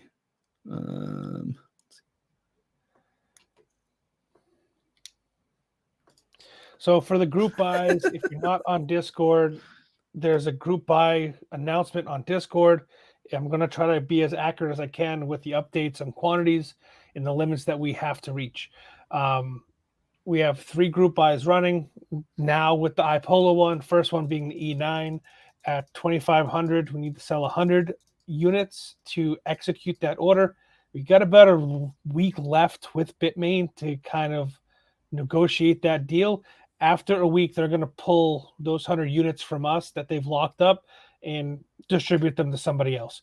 So we got about a week left. We're about 31, 32 miners, I think, accounted for, maybe a little bit more. But we have, like I said, about a week left to get those E9s sold for that group buy. Again, at 2,500 a unit, all in to your door kind of scenario. The other one is the Goldshell X6S at $1,300. That is a 30 unit group buy. This was a pallet that was found that our distributor, came to us because he knows we like them. So we've already got our hands on the pallet. We have about 12 of those sold out of the 30. They're still available. Let us know. The last one now being the iPolo V1 Mini. And there's going to be 20 of those available at $849 we said? Yeah, $849. So that's on Discord. Link in the description down below for Discord. And if you guys aren't already, we're trying to grow the community, not just here on YouTube and Discord, but also on the Coastal Crypto Mining page. You can become a site member. If you're a YouTube affiliate with us, you get special badges. It's a place to, kind of link up to everybody that's dealt with us at Coastal Crypto, deal with some of the sales affiliates, support some of your favorite YouTubers. You can see which YouTubers are affiliated with us and, use their promo codes when you're purchasing. And then there's also an active forum there that we're trying to build out for, Q&As and promos and things like that. So that was my show. Okay. I don't think did we answer this question? What is the number one selling ASIC the last 90 days? What ASIC do you guys expect to be the best buy for the next bull run? That's a good question. Two good questions. Surprisingly, the number one selling ASIC on our website. So when people buy from our website, there is no interaction with us. Like it's you buy and we ship, and that's it. we don't talk or anything like that, right? It's actually been the L3. We have a client at our hosting facility who is liquidating their lot. They gave it to us at a very special price. Well, when we have hosts that are selling through or for us, we try not to add any fluff to anything. But obviously, we do have to pay for shipping and things like that, which we will add that onto with our website or whatever it is. And we've been able to offer the L3 Plus for $199. Now, we are dwindling down that lot. I think we only have maybe a couple left, but we're more than happy to go and search for them. I will not resell used L3s. However, I will sell refurbished. So that means a clean shell, some new fans. The boards have been ultrasonic cleaned. Like this thing looks new, but it's just refurbished. So if you guys want to look at any, I have plenty of contacts for L3s over the ocean there or the sea or whatever you want to call it. And I can get those within, pallet sizes also. So just if that's something you want, let me know. But we still do have some at the farm, and those are dwindling down, and I'll probably remove it from the website as soon as we are completely out. Number two on that list would probably be the S19. Yeah, that's definitely our number one seller. I don't know if, if we didn't have these L3s at this deal, the S19 all day is our number one seller. Like we sell those constantly. What ASIC do you guys expect to be the best buy for the next bull run? So depending on after our last conversation with Hive, and once this stuff actually comes to fruition, I'm gonna say the L7. I mean, there are. That depends, because there are some like if the hash blade is actually real, it might not be the L7. I'm not counting my chickens before they hatch. Yeah. We've seen evidence from Hive of what they're doing. Yes. We have very close ties with Hive, which is awesome. We've built that relationship. We have conversations with these guys, chats all the time, group meetings, the stuff that they've shared with us. Once we have permission to share it, I'm hinting towards it, but I can't come out and say it. I think the L7 is definitely going to be the go-to once the bull market hits. I mean, I can see it, and obviously we mine Litecoin and Doge, so that is, we love the L7, and we want more of them as things come in, and the price is coming down a little bit. I honestly think though that this new launch of the S19 122 may be the bread and butter. True. Like everybody was fanatics over the 110 when it initially came out, as the bear market was coming into full swing. I think, especially once aftermarket firmware really gets its hands on the 122T, I think that's going to be the one. That's going to be the kicker. That's really going to be the determining factor, in my opinion, is the aftermarket firmware and the ease of access to get it onto the actual machine. Yeah. Right now, if you have a BeagleBorn or an XE-Link control board on a S19, the SD card has to live on the control board for it to work. And it does take some finagling depending on which model control board or version of firmware you have to get it to work properly. So the easier firmware is for the everyday person to get their hands on and to install on an ASIC, that's going to be the determining factor. And we know that a lot of companies are working on that, not just Hive, but Brains as well, and a couple others, trying to make that ease of access, kind of their key focus lately. So did you, so thank you for this comment. Congrats on the expansion. I have to go recording tomorrow's episode. Anytime you guys need help on a bulk order. So mind some, if you see this afterwards, as we extend it out to the other YouTubers, if you're able to lock in 12 and have, or not 12, 10 people that actually buy any of our group buys, we'll give you one of the machines for free. So, I mean, that goes with anybody watching the stream right now, dude. You bring in 12 or you want to buy 12, I'll give you one for free. That's fine. 10. 10. Yeah. 12. I'm trying to boost it up.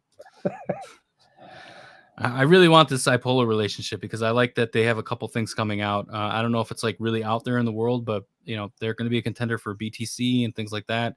I think you answered this question already, right, John? Yeah. So we got about 12 accounted for right now.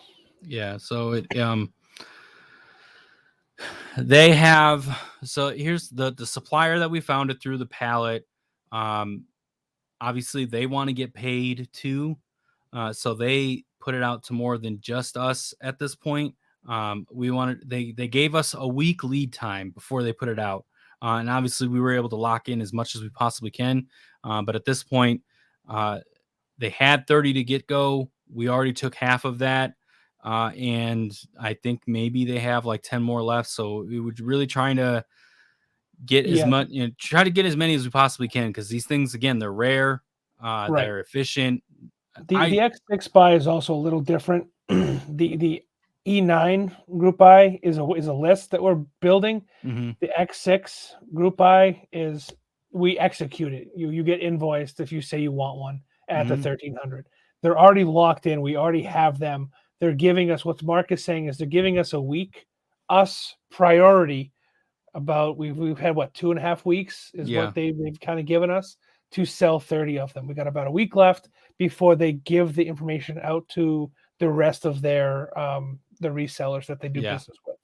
So these machines are yours at 1300, whether we sell 30 of them or whether we just stop at 12.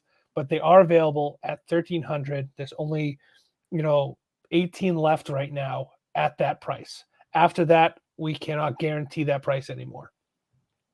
So you already answered the question on the STL file. So we'll get that.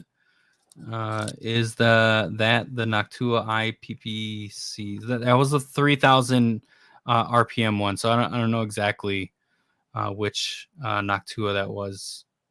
Like the something 12 something. I don't know. It's $27 on Amazon.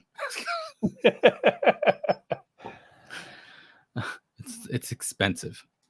Are you guys close enough having enough reserve? No, so we already just answered that. Leverage, we talked about that. Raven coin.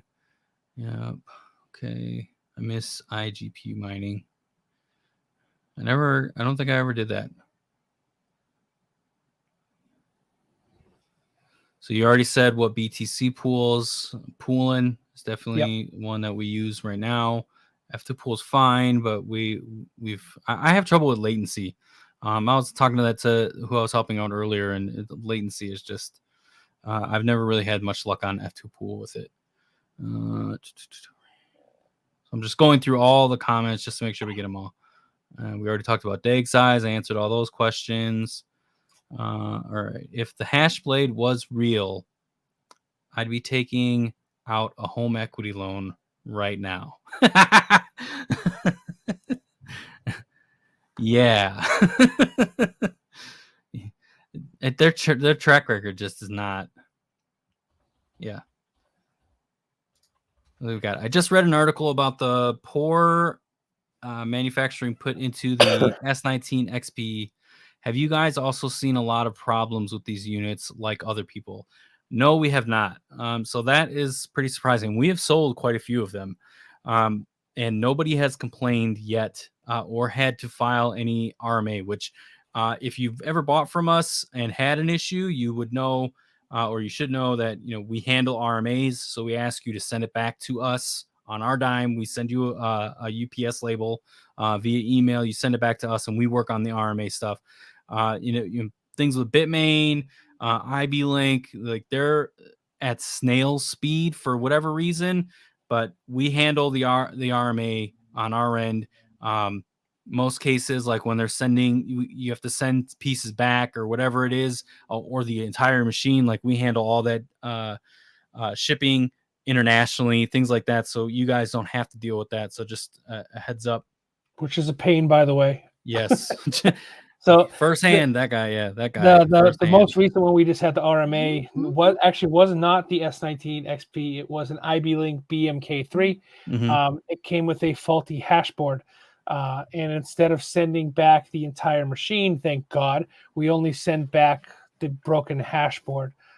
But we had to go through the whole RMA process and the logs and everything else pulled from the IB Link machine to them before they issued us a ticket number to get that machine fixed. Yeah. And just for one hash board to send back to IB Link was like $120, $130. So, and that's something that we take on that we don't, you buy a piece of equipment from us. We say we handle it. We handle it. Yeah. We're not coming to you with an invoice. Hey, $120. Pay up, little man. No, we don't do that. So no, we haven't heard anything like that, at least from the clients that have bought the XP from us. And that could come at the fact of like, okay, well, who are they buying from, right? Like if they're getting companies that are, doing massive bulk orders and they're just accepting whatever machine comes their way, some companies are reputable, some are not. I'm sure some of you in this chat, you've experienced the good and the bad of certain companies. So, it could be a thing of where they got it from versus just the XP itself. So I'm just putting that out there. So what if I go past the iPolo minimum buy? What if I go past the iPolo minimum buy? I'm not sure what we have access to more. We just didn't feel comfortable because it's a new relationship. Yeah. We can get access to more. We have a brand new iPolo rep working with us that is stateside. That's getting us, fantastic pricing. If we sell more than 20, we can absolutely get more. 25, 30, 40, 50, 100, whatever it may be, we can get it. Just got to give us a heads up if you're going to do that so we can get you the best price possible. So the more we sell, the lower the price we can probably negotiate is what it comes down to.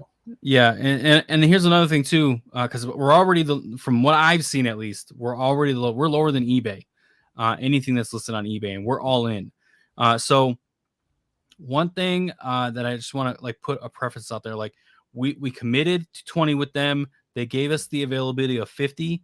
However, we wanted protection because the market swings in crazy ways. So if we can commit to a certain price and execute on the amounts that we're given, in this case, 20, right? Then at that point, if there's a huge market swing, we might be able to have some flexibility down the road as everybody starts to jack up their prices and keeping our prices lower than the competition because of the relationship. We like to build these relationships with these suppliers, things like that. Win-win. Everybody wants to be happy. Is that iPolo price all in also? Yeah, that's door to door. That's door to door price. The one that we're putting out today, the 400 mega hash model at $849 is all in from their door to our door to your door. Door to door to door. Yep, door to door to door. All right. Oh man. G1 Mini group buy possible. I know quite a few people that are interested in getting some. We can get access to them. I'll match Bailey Mining's pricing because I know that they're probably the cheapest on the market for it. I'm not going to do a group buy though. The things you're talking about a machine that's just it's a few $100, man, at most, right? And it's just there's no flexibility in there. So just come to me with a price that you saw. Let me confirm it on a website somewhere. All in pricing that includes shipping, and I'll see what I can do in matching it. We don't even list the G1 on our website. I honestly am not a fan of Grin. But if you want it, we can find it. We always say that, like, we're here to help. So if you need a machine, something like that, just tell me where you're seeing it, and I'll try to match or beat it if we don't have it listed on our website. So just shoot me a DM. And I did actually, Richard, I did because I found, in talking to iPol a little bit more, we did find the model that you were specifically looking for, that you shot me a DM the other day. So not to call you out or anything. But I did shoot you a DM on what I saw pricing wise for those. Just let me know. So yes, so he already answered the one thing. Okay. BBT said he knew someone that had ordered a pallet of 100 XPs and 30 of them were dead on arrival. Dude, you don't even know how often that happens. And right now in this bear market and how volatile it is, me and John are very forthright in telling people that, hey, we're resellers. We're reselling equipment to help the community. We're trying to be as competitive as we possibly can on certain items. The S19 is an extremely competitive machine, and I think for the most part, all in, we can beat anybody on the market, even Charlie Lynn. So there's just a lot of factors that play into that, right? So we got to have a conversation. If you're looking, how many units are you looking to get? If it's one, I'm not going to waste my time in trying to figure out what the best pricing is for anything, for anybody. But essentially, it happens a lot. So we, as a reseller, we don't hold an inventory that often. Now we do ask our suppliers, like, hey man, can we get X share? Like, we went to Bitmain and we're trying to facilitate this group buy. We're trying to hold them to giving us their minimum, which their minimum buy is 100. Regardless, if you can't buy it on their website, it's 100 to buy, period. That they only deal with it in bulk. And then these iPolos, like we're working with the manufacturers directly, trying to get these prices in tune to help the community. And so, yeah, we've seen it time and time already. And this is why we won't hold an inventory, because we don't want to get shafted on 30 units that we have to RMA now. Because again, we go the extra step and take care of the RMA process for our customers, you guys. And so it just doesn't make sense financially for us to even hold that many units. Right. And so does that kill us on turn time? In some cases, yes, but other cases, we're still pretty fast on getting a unit out to you. And then he said, yep. Okay, cool. I mean, we went through all the stuff that I could think of. Do you have anything else? Just real quick, I'm going to go through the site since we're at the end here. Nothing super crazy for the site, just because I really want to push getting the community on board. I'm big in community. I'm big on helping people. I'm big on people helping each other out, right? So if you aren't aware of it, I'm sure we're going to chop this up and make it as a short later on. But if you're not aware of it, you can actually become a site member on coastalcryptomining.com. Up here towards the top, towards the little notification bell, there's usually a login. I'm already logged in. And you can login through Google. It's real simple, makes things real easy for you, gives you access to us, to promos, to group buys, to a community. So it is hidden a little bit. So you have the affiliate sales. If you want to become an affiliate sales member, you can do that. It's open to just about anybody. Rates start from, I think, 1.5% commission to, you do huge bulk orders with us, it's 7%.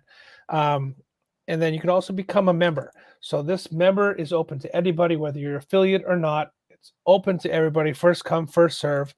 And, you can see that we have YouTubers badged in here. So if you're a YouTuber and you want to be an affiliate with us, this is a great way to get your name out there for, your subscribers that stumble upon our site, that stumble upon the membership program. They can use your affiliate code to, get yourself a little extra and support your favorite YouTuber kind of scenario. But it is a growing list. It's been fun. New England Crypto. I got to get you your affiliate badge. So is on there. He's got his affiliate. So if you're not an affiliate member and you're not a member of the website, let me know. We'll get you that badge if you're a YouTuber. And if you have any questions, guys, this is a great place to come. We're trying to create a little bit of a community here because we know not everybody uses Discord. And there is you can chat with anybody that's within the members. So if you wanted to chat with Soat or another YouTuber, not saying that they would respond back, but that capability is within our platform. And then you have, of course, our forum. It's growing. It's small. It's not super over the top. It's just very basic. And, we'll be adding more things to it as, things pop up, like the X6 group buy notification is in here. And you would have only gotten that information if, the notification if you were a group member. So just kind of throwing that out if you guys are interested. We're trying to build up that portion of the site and, add to our brand as much as we possibly can. That was it. That was my final spiel. My final rant. Are you on Discord? Yes, we are on Discord. There should be a link in the description down below. Appreciate everybody that hung out today. Yeah, that's it. 2 hours, man. Woof. We did it. Did it. All right, guys. We're always available either on our site, on YouTube. Mark is always on Twitter. We have access to both. So if you want to speak to me directly on Twitter, just tag "Hey John" or "Hey Mark." But most of the time, you're going to get Mark on Twitter. Discord is open to both of us. Again, you have the site and the membership side of the site if you want to get access to that. If you have questions about hosting equipment that you don't see on the site, our affiliates do get bi-weekly or so price sheets. So if you're not getting those in your affiliate, let me know. Other than that, you guys have been awesome. We appreciate you guys. We know that these live streams are kind of scattered all over the place. But any feedback that you have, we appreciate it. And make sure you support, the YouTubers that support us, and we'll keep supporting each other and we'll be growing. Love you. See you later, guys.